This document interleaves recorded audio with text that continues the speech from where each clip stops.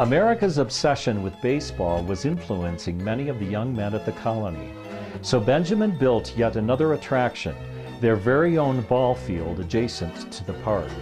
It was first used by a local team, the Speed Boys, managed by promoter Floyd Fitzsimmons. A second story of seats were added so the colony women could attend in their own gendered section.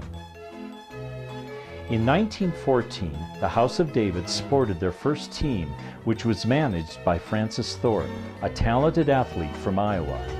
At first, they played pickup games with local clubs, honing their skills and teamwork for future traveling competition. By 1915, the House of David ball team was a profit-making endeavor. The ball club really excelled, and in only their second season, player-manager Francis Thorpe led his team on to win the Berrien County Championship. With the beginning of the 1917 season, the House of David had joined the Intercity Baseball Association of Chicago.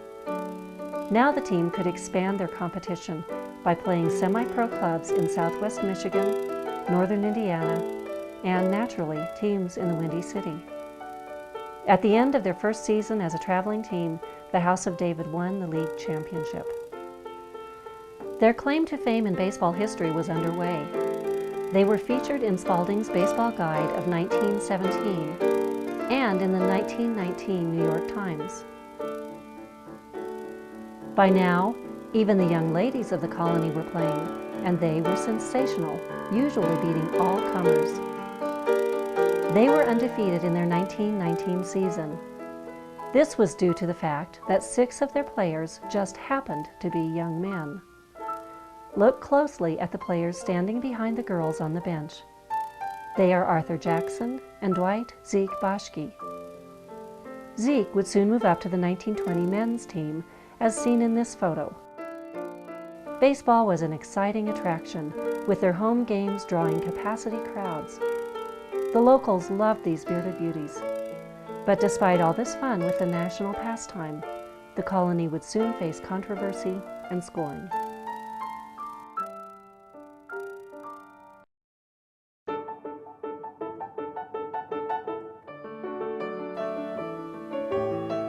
Music was a fact of everyday life for the House of David members. It was a part of their personal life and integral to their worship. It was used for social functions and commercial enterprise. Their music reflected their heritage and expressed their religious values. It enabled personal growth and the achievement of communal goals. Almost every Israelite was involved in some form of musical expression. Adults played in men's bands and ladies' bands. Children played in children's bands. They formed comedy musical acts, string bands, marching bands, jazz bands, and dance orchestras. By the early 1920s, popular music in the U.S. was undergoing a jazz revolution. It appears that the 20-piece House of David Road Band was playing jazz no later than 1919. Late in 1920, the band reorganized as 2 10-piece bands to focus exclusively on playing jazz. The House of David Blues was published in 1923 by a writing team headed by Elmer Schroebel. Together they wrote many of the most popular jazz tunes of that era. For over a half-century, the music of the House of David provided entertainment to the public, gaining fame nationally through the traveling vaudeville circuits of the 1920s and 30s. The colony's music industry was a major component of their economic success, which in turn had a significant impact on the development of Southwest Michigan. During the first half of the 20th century, the fame of the House of David was based as much on its musical talents as on any other facet of its organization. Traveling the world by train, bus, and boat, the House of David bands were managed by 2 different people. The orchestras were led by Manna Woodworth. The bands and memorable talent shows were led by Master of Ceremonies, Chick Bell. Having played before every U.S. president from Woodrow Wilson through President Gerald Ford, these House of David bands and orchestras were known around the globe as some of the most talented and entertaining musicians ever to walk the stage.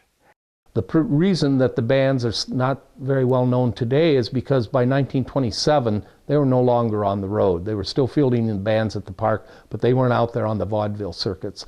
I really believe that before that happened that the bands were at least as famous as the baseball players. Today, those people who are still alive remember seeing the baseball players. They were seeing them in maybe the 30s, maybe the 40s, even into the 50s. But the bands were gone by then, so those people aren't around anymore to tell us what the bands were like.